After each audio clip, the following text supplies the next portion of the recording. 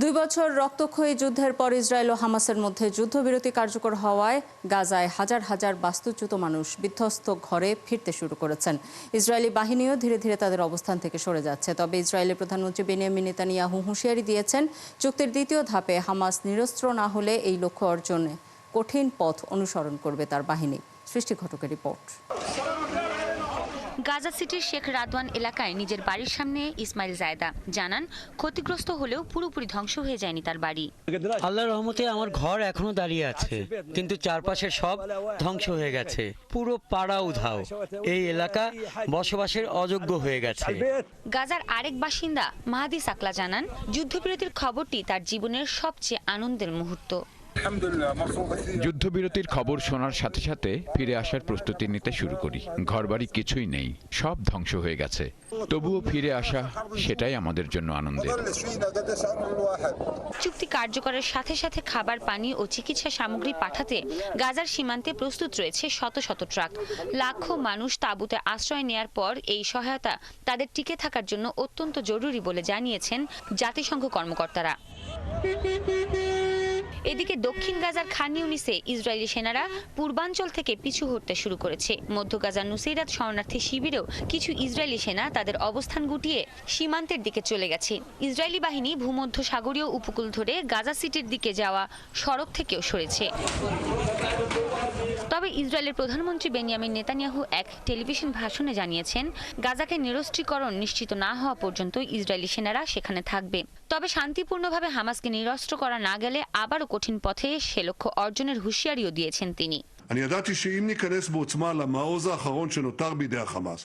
হামাসের সঙ্গে আমাদের তুমুল যুদ্ধ হয়েছে। এবার চুক্তির দ্বিতীয় ধাপে হামাসকে নিরস্ত্র করার কথা উল্লেখ আছে। এটি তাদেরকে মেনে নিতেই হবে। যদি সহজ পথে এ লক্ষ্য অর্জিত না হয়, তাহলে আমরা কঠিন পথ অনুসরণ করব। এদিকে চুক্তি অনুযায়ী হামাসের কাছে থাকা 20 জীবিত জিম্মিকে মুক্তি দিতে যাচ্ছে হামাস। এতে ইসরায়েল জুড়ে দেখা গেছে উৎসব মুখর পরিবেশ। জিম্মিদের সাদরে ফিরিয়ে নিতে নানা আয়োজনের মধ্য দিয়ে অপেক্ষা করছেন স্বজনরা। সৃষ্টি ঘটক, ৭১। গাজা উপত্যকায় যুদ্ধবিরতি কার্যকরের পর গাজা সিটি থেকে শুক্রবার 33টি মরদেহ পাওয়া গেছে। ইসরায়েলি সেনারা সরে যাওয়ার পর এসব মরদেহ পড়ে থাকতে দেখা যায়, যেগুলোর কয়েকটি বিকৃত হয়ে গেছে। পরিচয় শনাক্ত করতে সেগুলো আল-শিফা হাসপাতালে পাঠানো হয়েছে। গাজার মধ্যে যত হাসপাতাল আছে সেগুলোর মধ্যে আল-শিফায় শুধুমাত্র ফরেনসিক মেডিসিন বিভাগ আছে, যেখানে মরদেহগুলোর পরিচয় শনাক্ত করা যাবে। আল-শিফা হাসপাতালের পরিচালক ডাক্তার মোহাম্মদ আবু সালমিয়া সংবাদ মাধ্যম সিএনএনকে গাজা সিটি থেকে 33টি মরদেহ আনার বিষয়টি নিশ্চিত করেছেন। সেখানে আরও মরদেহ থাকার শঙ্কা করা হচ্ছে। দিন গড়ানোর সঙ্গে সঙ্গে মরদেহগুলো পাওয়া যেতে পারে। হামলায় গাজায় এখন পর্যন্ত 67,000-এর বেশি মানুষ নিহত হয়েছেন, যাদের মধ্যে বেশিরভাগই নারী ও শিশু। এছাড়া ইসরায়েলি হামলায় আহত হয়েছেন আরও 1,69,961 জন। এখনও নিখোঁজ রয়েছেন অন্তত 10,000 মানুষ। আগামী সোমবারই সব জিম্মিরা মুক্তি পাবেন বলে জানিয়েছেন মার্কিন প্রেসিডেন্ট ডোনাল্ড ট্রাম্প। হোয়াইট হাউসে তিনি সাংবাদিকদের জানান, জিম্মি মাটির নিচে দুর্গম এলাকায় থাকায় তাদের উদ্ধারের সময় প্রয়োজন। এ সময় ইসরায়েল ও হামাসের যুদ্ধবিরতি নিয়ে মধ্যস্থতা করা দেশগুলোর প্রতি আবারও ধন্যবাদ জানান ট্রাম্প। আপনারা জানেন যে সোমবার জিম্মিরা ফিরে আসবে। তারা বেশ কিছু দুর্গম এলাকায় আছে, মূলত মাটির নিচে। খুব কম মানুষ জানে আসলে জিম্মিরা কোথায় আছে। তাদের এখন খোঁজা হচ্ছে। এদের মধ্যে প্রায় 28টি মৃতদেহ আছে। এটি আসলেই একটি ট্র্যাজেডি। সবাই এখন জিম্মি ও মৃতদেহ হস্তান্তরের বিষয়টি নিয়েই কাজ করছে। মিশর, কাতার, সংযুক্ত আরব আমিরাত, জর্ডান সবাই ভালো কাজ করেছে। সবাই চায় এই চুক্তি হোক। এদিকে মার্কিন প্রেসিডেন্ট ডোনাল্ড ট্রাম্পের আসন্ন সফর নিয়ে নতুন তথ্য প্রকাশ করেছে ইসরায়েলের চ্যানেল 12 টেলিভিশন নেটওয়ার্ক। তাদের প্রতিবেদনে বলা হয়েছে, সোমবার স্থানীয় সময় সকাল 9টার পর ইসরায়েলের বেন গুরিয়ন বিমানবন্দরে অবতরণ করবেন ট্রাম্প। সেখানে তাকে স্বাগত জানাতে একটি আনুষ্ঠানিক অভ্যর্থনা অনুষ্ঠান আয়োজন করা হয়েছে। এরপর ট্রাম্প সরাসরি জেরুজালেমে ইসরায়েলি পার্লামেন্ট নেসেটে যাবেন। সেখানে সিমচাত তোরা ধর্মীয় উৎসব শুরুর আগে তিনি একটি গুরুত্বপূর্ণ ভাষণ দেবেন। উৎসবটি শুরু হবে সোমবার সন্ধ্যায়। চ্যানেল 12 জানিয়েছে, ইসরায়েল ও হামাসের মধ্যে যুদ্ধবিরতি ও বন্দি বিনিময় চুক্তি স্বাক্ষরের পরই ট্রাম্পের এই সফরের আয়োজন করা হয়েছে। প্রতিবেদনে আরও বলা হয়েছে, সফরটি আগের পরিকল্পনার তুলনায় সংক্ষিপ্ত হচ্ছে, কারণ ট্রাম্প রবিবার নয় সোমবার পৌঁছবেন, যা সফরের শেষ মুহূর্তের প্রস্তুতির জটিলতার কারণেই ঘটছে। গাজা অভিমুখী মানবিক নৌবহর ফ্রিডম ফ্লোটিলা কনসায়েন্স থেকে আটক হবার পর মুক্ত হয়ে দেশে ফিরেছেন বাংলাদেশের বিশিষ্ট আলোকচিত্রী, লেখক ও দ্রিকের ব্যবস্থাপনা পরিচালক শহীদুল আলম। শনিবার ভোর 4:45 টার্কিশ এয়ারলাইন্সের একটি বিমানে দেশে ফেরেন তিনি। এ সময় ফিলিস্তিন স্বাধীন না হওয়া পর্যন্ত সম্মিলিত লড়াই ও সংগ্রাম চলবে বলেও জানান তিনি। দেশে ফিরে প্রধান উপদেষ্টা ডক্টর মোহাম্মদ ইউনূসকে ধন্যবাদ জানান শহীদুল আলম। ইসরায়েলি কারাগার থেকে মুক্তি পেতে মধ্যস্থতা করার জন্য তুরস্কের সরকার প্রধানকেও ধন্যবাদ জানান তিনি। এই সময় বিমানবন্দরে ভিআইপি গেটে পরিবার, শুভাকাঙ্ক্ষী, দ্রিক ও পাঠশালা কর্তৃপক্ষ স্বাগত জানান আন্তর্জাতিক খ্যাতিমান এই আলোকচিত্রীকে। যে আমাদের আসল সংগ্রাম বাকি আছে, যতক্ষণ ফিলিস্তিন মুক্ত না হবে ততক্ষণ আমাদের সংগ্রাম চলতে হবে। তুরস্ক এয়ারলাইন্স আমাদের আসার ব্যবস্থা করে দিয়েছে, তাদের কাছে ধন্যবাদ জানাই। আমাদের দেশের সরকার যেভাবে সাড়া দিয়েছেন, আমাকে ওইখানে ইস্তানবুলে আমাকে গ্রহণ করেছেন, একদম আমার সাথে কোনো যোগাযোগ করার কিছু ছিল না, সেগুলির ব্যবস্থা করে দিয়েছেন, সেগুলির জন্য ধন্যবাদ। চলতি বছর শান্তিতে নোবেল জয়ী মারিয়া কোরিনা মাচাদো তার নোবেল পুরস্কার যুক্তরাষ্ট্রের প্রেসিডেন্ট ডোনাল্ড ট্রাম্পকে উৎসর্গ করেছেন। শুক্রবার নরওয়ের নোবেল কমিটি মারিয়াকে শান্তি পুরস্কারে ভূষিত করে। এরপর এক্সে একটি পোস্ট দিয়েছেন মারিয়া। এতে তিনি লিখেছেন, সব ভেনেজুয়েলানদের সংগ্রামের এই স্বীকৃতি তাদের লক্ষ্য পূরণের জন্য একটি শক্তিশালী প্রেরণা হিসেবে কাজ করবে, আর সেই লক্ষ্য হলো স্বাধীনতা অর্জন। তিনি পোস্টে আরও লেখেন, এই পুরস্কারটি ভেনেজুয়েলার সেই নিপীড়িত জনগণের প্রতি এবং তাদের সহায়তা করা প্রেসিডেন্ট ট্রাম্পকে উৎসর্গ করছেন। এদিকে হোয়াইট হাউসে এক প্রতিক্রিয়ায় ট্রাম্প জানান, মারিয়া নোবেল পাওয়ার পরই তাকে ফোন করেছেন। তার সম্মানে মারিয়া নোবেল গ্রহণ করেছেন বলেও জানান তিনি। যিনি আসলে নোবেল পুরস্কার পেয়েছেন তিনি আমাকে ফোন করে বললেন, আমি আপনার সম্মানে এটি গ্রহণ করছি, কারণ আপনি সত্যিই এটির যোগ্য ছিলেন। এটি একটি খুব ভালো কাজ। আমি তো তাকে বলিনি যে এই পুরস্কার আমাকে দিয়ে দিয়েন, কিন্তু এমন কিছু লোক আছেন যারা বলেন যে আমরা এত কিছু করেছি যে তাদের এটি করা উচিত ছিল, কিন্তু আমি পুরস্কার নিতে চাই না। আমি খুশি, কারণ আমি লক্ষ লক্ষ জীবন বাঁচিয়েছি।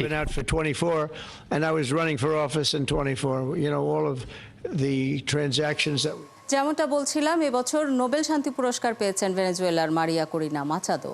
আজ শুক্রবার গতকাল নরওয়ে ভিত্তিক কমিটি বিজয়ীর নাম ঘোষণা করে।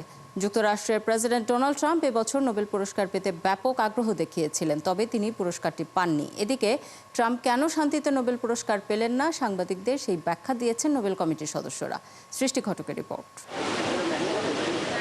ভেনেজুয়েলার সাধারণ মানুষের গণতান্ত্রিক অধিকার আদায়ে উদ্বুদ্ধ করা এবং দেশটিকে শান্তিপূর্ণ উপায়ে একনায়কতন্ত্র থেকে গণতান্ত্রিক পথে নেওয়ার আন্দোলনের জন্য দেশটির মারিয়া কোরিনা মাচাদো নোবেল পেয়েছেন।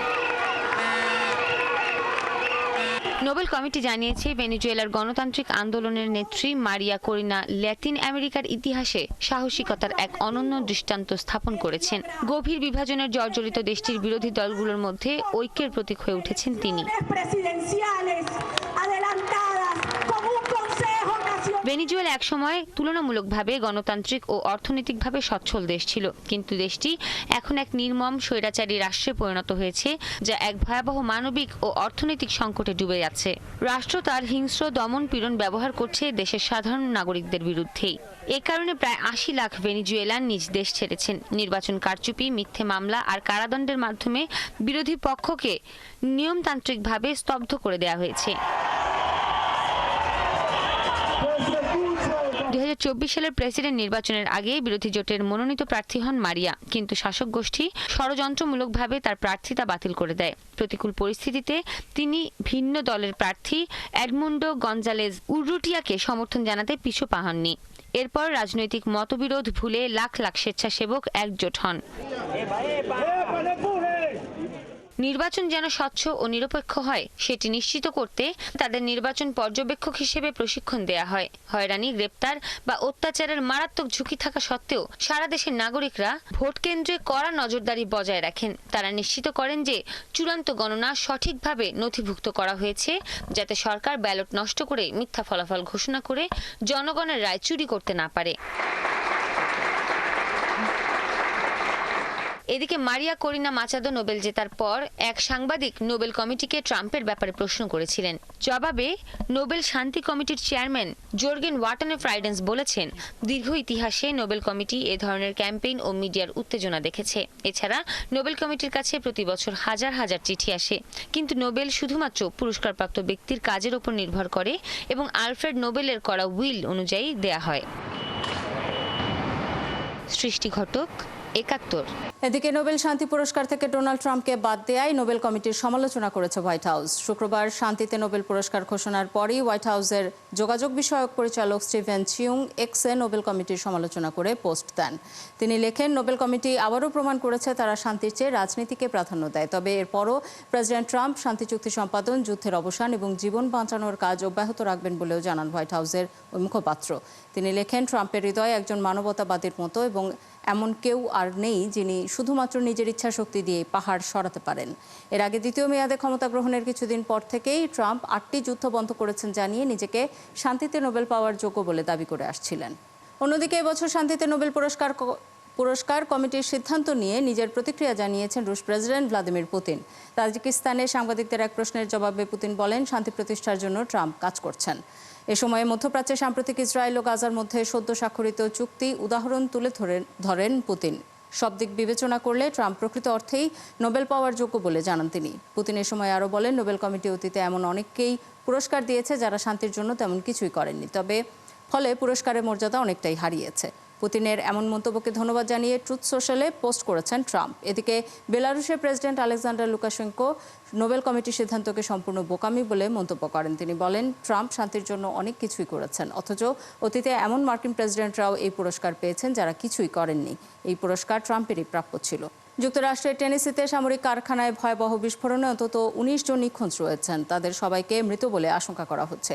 স্থানীয় সময় শুক্রবার সকালে ওই বিস্ফোরণে কয়েক মাইল পর্যন্ত এলাকা কেঁপে ওঠে। বিস্ফোরণে প্রায় 1300 একর এলাকা জুড়ে কারখানাটি পরিণত হয় ধ্বংসস্তূপে। টেনেসির ম্যাকউইন এলাকায় এই কারখানায় প্রায় 80 জন কর্মচারী কাজ করত বলে জানিয়েছেন স্থানীয় মেয়র জিম বেটস। তবে বিস্ফোরণের সময় সেখানে কতজন ছিলেন তা স্পষ্ট নয়।